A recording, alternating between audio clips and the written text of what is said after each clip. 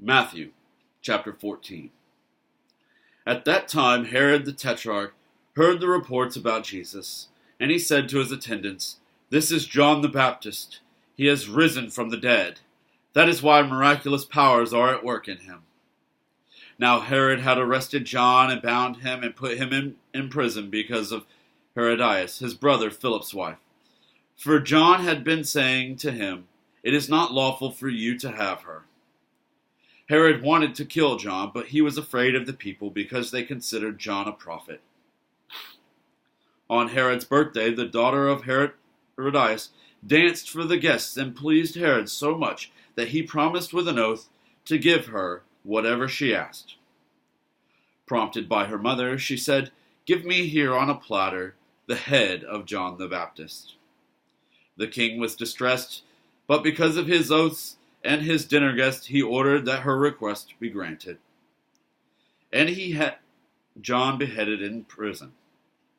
His head was brought in on a platter and given to the girl, who carried it to her mother. John's disciples came and took his body and buried it. Then they went and told Jesus. When Jesus heard what had happened, he withdrew by boat privately to a solitary place. Hearing of this, the crowds followed him on foot from the towns. When Jesus landed and saw a large crowd, he had compassion on them and healed their sick. As evening approached, the disciples came to him and said, "This is a remote place, and it's already getting late. Send the crowds away so they can go to the villages and buy themselves some food." Jesus replied, "They do not need to go away. You give them something to eat." "We have here only 5 loaves of bread and 2 fish," they answered. "Bring them here to me," he said, and he directed the people to sit down on the grass. Taking the 5 loaves and the 2 fish and looking up to heaven, he gave thanks and broke the loaves. Then he gave them to the disciples, and the disciples gave them to the people. They all ate and were satisfied, and the disciples picked up 12 basketfuls of broken pieces that were left over. The number of those who ate was about 5,000 men, besides women and children. Immediately Jesus made the disciples get into the boat and go on ahead of him to the other side, when he dismissed the crowd.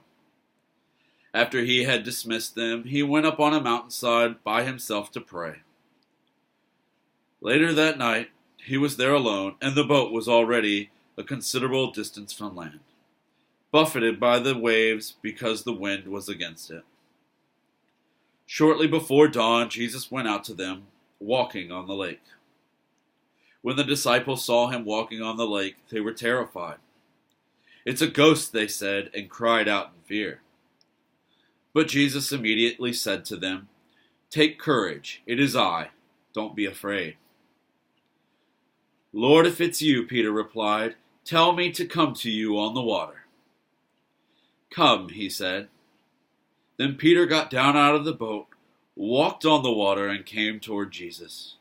But when he saw the wind, he was afraid, and beginning to sink, cried out, "Lord, save me."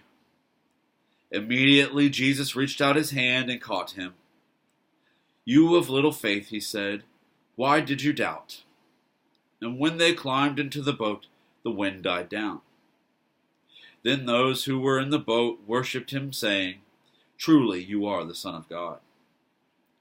When they had crossed over, they landed at Gennesaret. And when the men of that place recognized Jesus, they sent word to all the surrounding country. People brought all their sick to him and begged him to let the sick just touch the edge of his cloak. And all who touched it were healed.